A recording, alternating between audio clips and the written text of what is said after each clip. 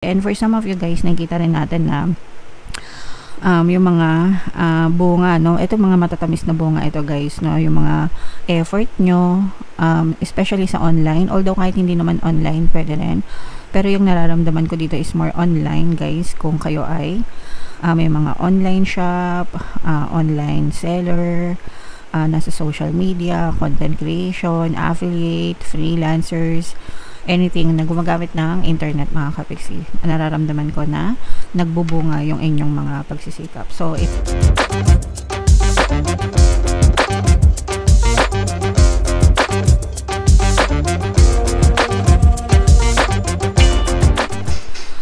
hello guys, hello Gemini, welcome back to Pinoy Pixie Tarot. Ang pamagat ng episode natin for tonight is Money Money Come to Me. Ito yung ating money reading guys para ngayong November para sa Gemini, Sun, Moon, Rising Sign, and Venus.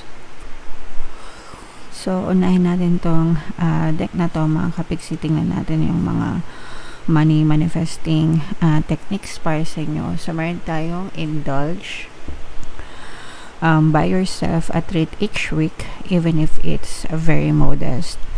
Enjoy it as though it were the greatest gift you have ever received.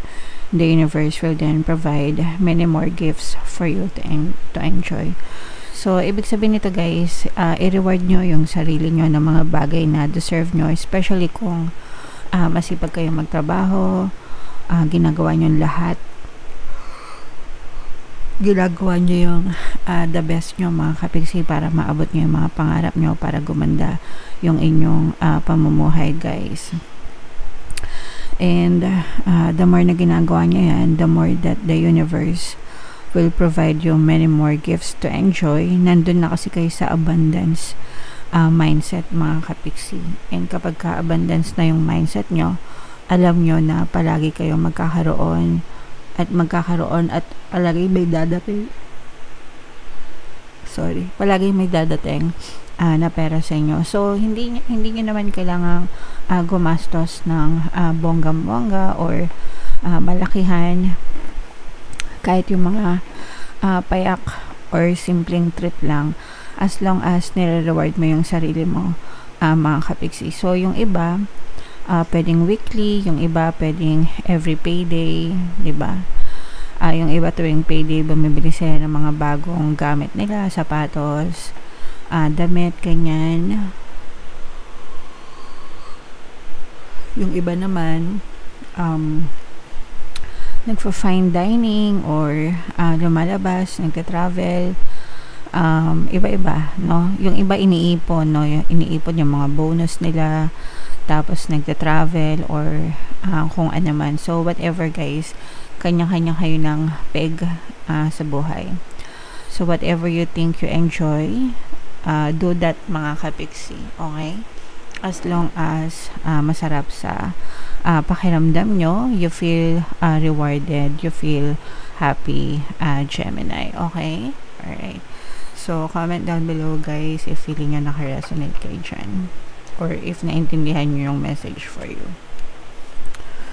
And i-comment nyo na rin guys kung anong klaseng rewards yung mga gusto nyong bilhin sa sarili nyo, diba? Ako, dati, every week, mahilig akong bumili ng chocolate tsaka ice cream. Ngayon, tinigilan ko na kasi lumalayo na ako sa sweets, mga kapiksi, dahil tayo ay tumatanda na. Pero, nag-iba yung indulgement ko ngayon, no? Mahilig akong manood ng mga concert at saka mga fan meeting. So, syempre, kailangan pag-ipunan yon dahil hindi rin naman if concert goer ka tsaka fan meeting goer ka, alam mo kung magkano yung presyo ng mga ticket, diba? So, yeah. Anyway, comment nyo sa baba kung ano yung mahilig, yung mga gusto nyong binibili para sa sarili nyo guys. So, shuffle natin to. Hanapin natin yung energy ng Gemini at saka money. Habang sinashuffle ko to, panoorin nyo muna yung video natin regarding sa ating paano mag-manifest ng abundance video course. Kapiksi, sawa ka na ba sa mga struggles at hirap sa buhay mo? Masipag ka ba at masikap sa buhay ngunit hindi ka pa rin umaasenso?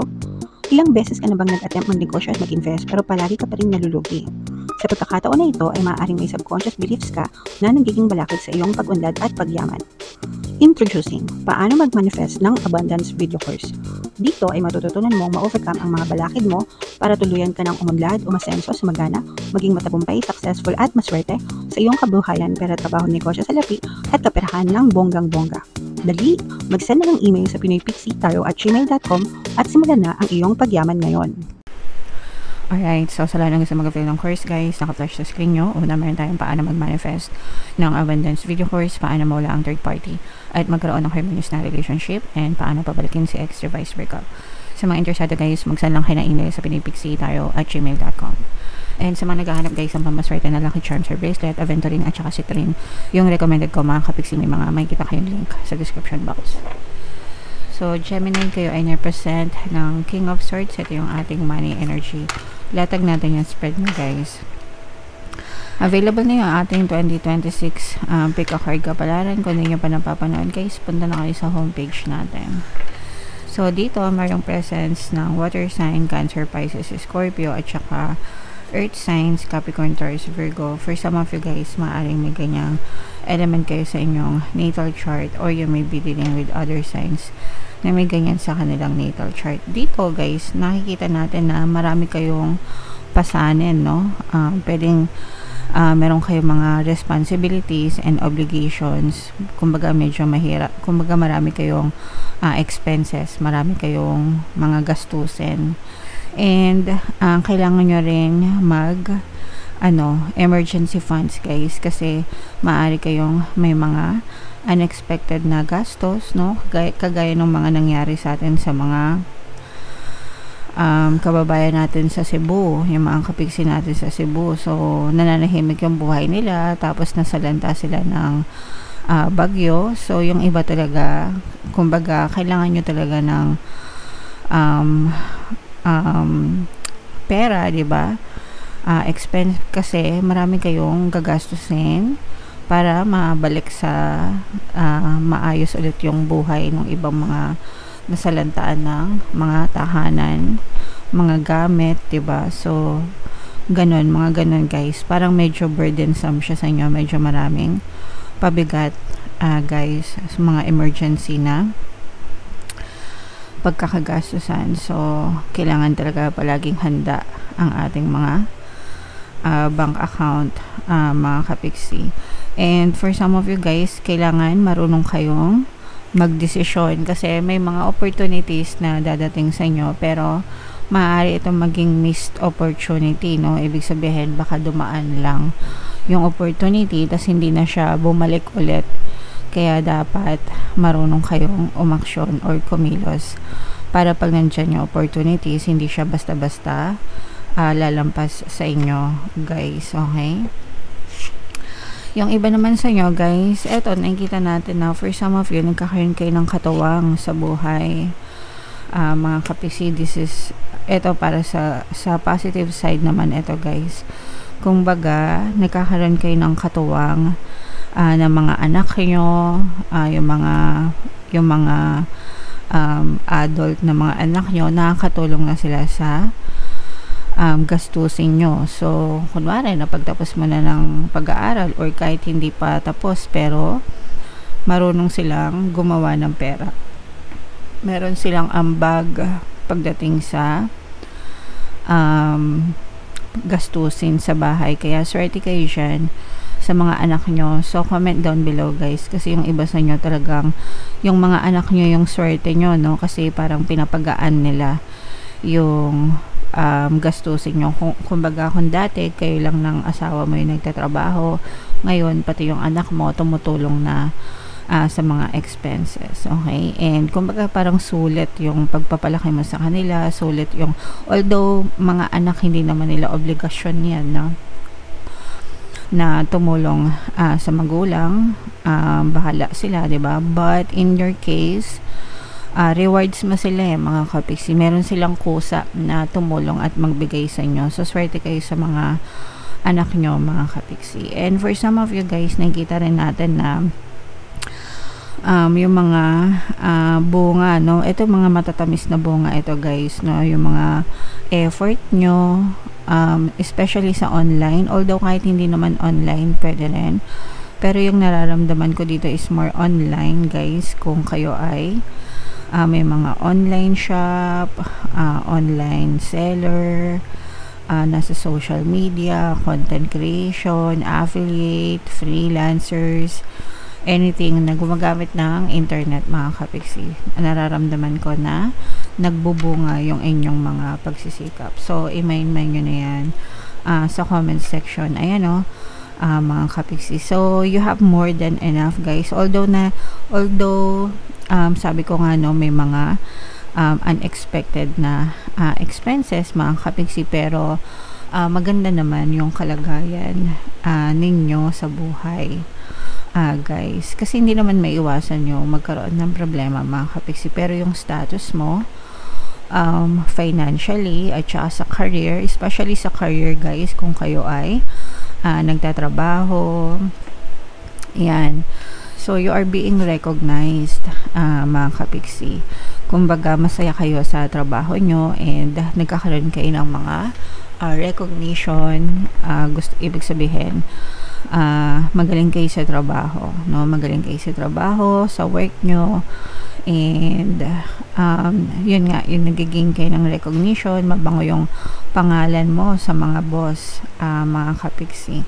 And syempre, kapag mabango yung pangalan, most of the time may kasamang monetary rewards yan, kasi sila yung madalas na napapromote, madalas na nabibigyan ng tasks. Kapag may additional tasks, may mga incentives. So, galingan nyo lang. Hindi ko naman sinabing sumipsip kayo, kasi hindi nyo naman kailangan sumipsip dahil magaling kayo on your own. So, yung work mo, yung gawain mo sa sarili mo, siya yung magdadala ng recognition sa inyo, guys. Okay? So, i-mind nyo na yan sa comment section, recognition, mga rewards, mga kapiksi, no? I-mind nyo na yan sa comment section, guys. So, bunot lang tayo ng additional na mensahe for you, Gemini. Instead of praying for an outcome, pray for the highest good for all. So, it's okay na magdasal tayo for outcome. Kasi in the first place, kaya nga tayo nagdadasal kasi gusto natin na magandang outcome sa buhay natin, mga kapiksi. Pero sometimes, it's also good na we pray para, kumbaga, general, like world peace, diba? World peace, quietness. Kumbaga, hindi lang kasi ikaw yung makikinabang kapag nagdasal ka for the highest good of all or for all, diba? Lahat kayo, no? Lahat tayo matatahimik. So, guys, no, samantalahin natin tong pagkakataon na to. Ipagdasal natin ang ating bansang Pilipinas, Diyos mio. Kasi habang nandyan yung mga buwaya, mga kapiksi, palagi tayong malulunod, guys, sa kahirapan. So, dapat collective tayo, guys, na ipagdasal natin ang bansang Pilipinas, guys. Okay? Alright. So, yeah. Yan ang message for you, Gemini. Comment down below if nakaresonate kayo. Ito yung ating 2026, guys. Kapalaran, panoorin nyo na. Ito naman yung ating success stories ng paano mag-manifest ng abundance video course. Click here to subscribe, guys. Thank you for liking, sharing, and subscribing. See you next time. I love you all. Have a nice day. Bye-bye.